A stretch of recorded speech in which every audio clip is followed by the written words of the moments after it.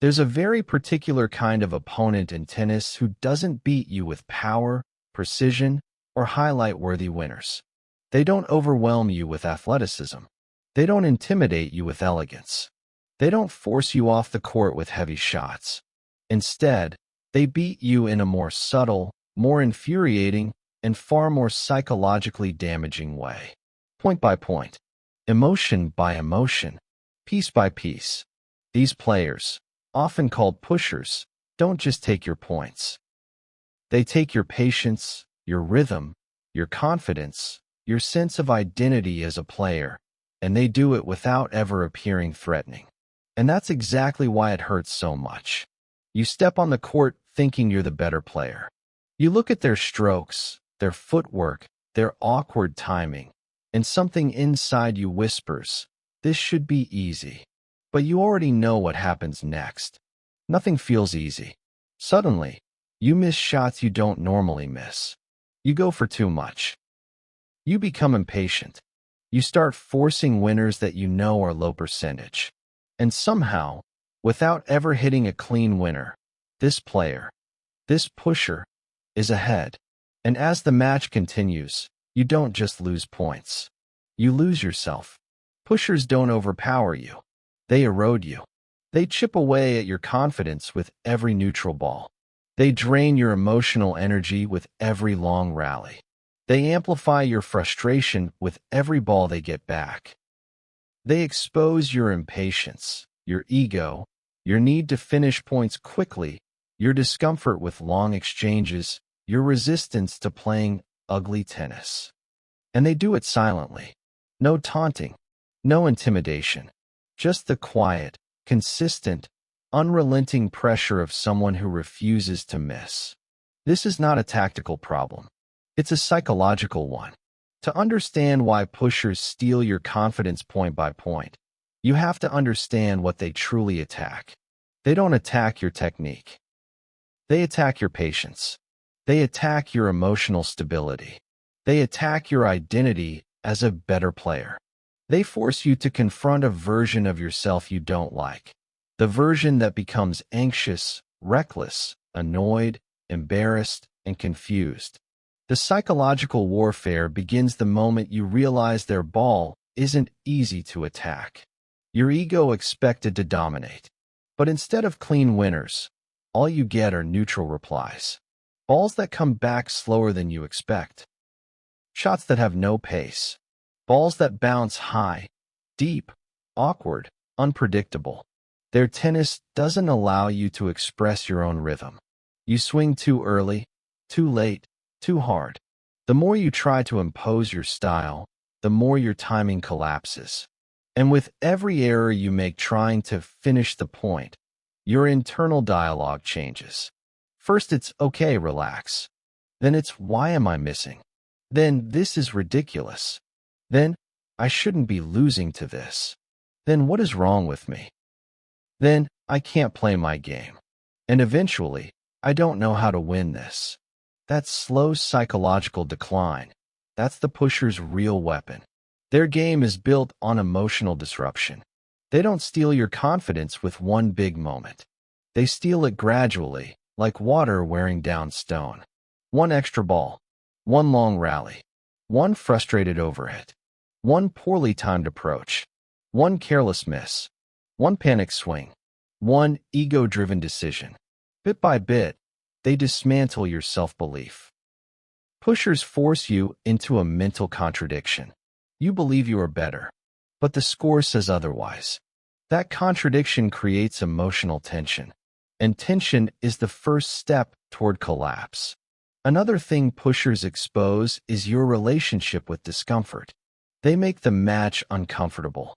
Long rallies, neutral exchanges, ugly tennis, shots that don't feel satisfying, situations where you have to be patient longer than feels natural.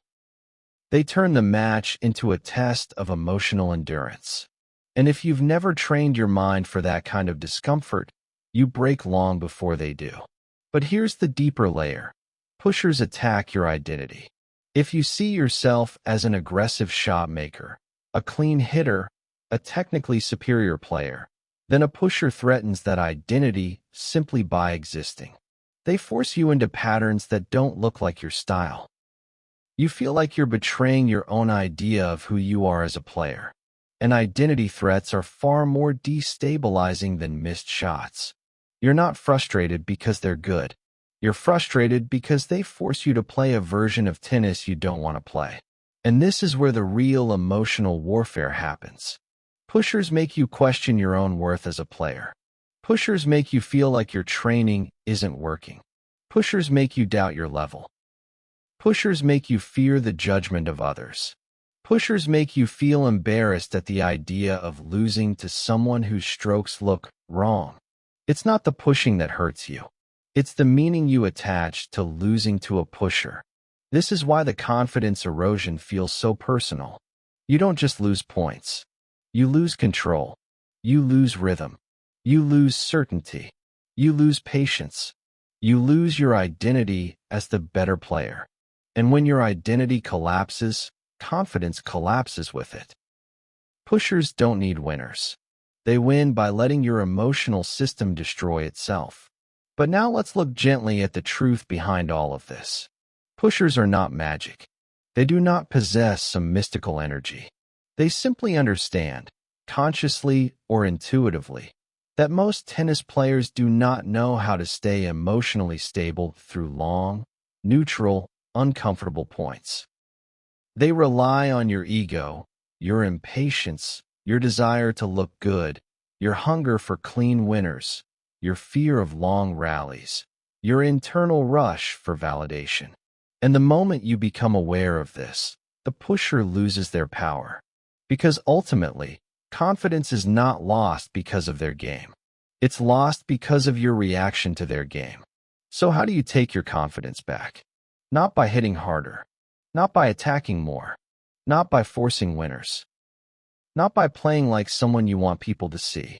You take your confidence back by reclaiming emotional neutrality. By accepting that the match will look different than you want. By releasing the pressure to win quickly. By detaching your identity from your style. By embracing the discomfort of long rallies. By giving yourself permission to play ugly, if that's what wins. Confidence comes from control, not control of the opponent, but control of your inner world. If you can stay calm while they push, you win. If you can stay patient while they retrieve, you win. If you can stay emotionally neutral point after point, you steal back everything they were trying to take from you. Pushers can only steal your confidence if you let frustration become your coach. Now here is your CTA. If this episode helped you understand why pushers break your mind, I invite you to subscribe to the channel for more deep tennis psychology insights that speak to the emotional side of your game. Share this episode with someone who constantly loses to pushers. They might finally learn why the match feels so emotionally draining. And in the comments, tell me honestly, what does a pusher trigger most in you? Impatience, anger, shame, confusion, or ego? Your answer may help another player realize they are not alone in this silent emotional war. And now, for our closing message. You are not weak for struggling with pushers. You are not inferior for feeling frustrated. You are not fragile for losing confidence point by point. You are human. You care deeply. You want your game to reflect your potential. Pushers don't expose your flaws. They reveal your emotional thresholds. And once you understand that threshold, once you face it without fear, once you learn to stay patient, steady, and humble, the pusher loses every weapon they have. You don't beat pushers by overpowering them. You beat them by mastering yourself. That mastery starts not with your strokes, but with your awareness.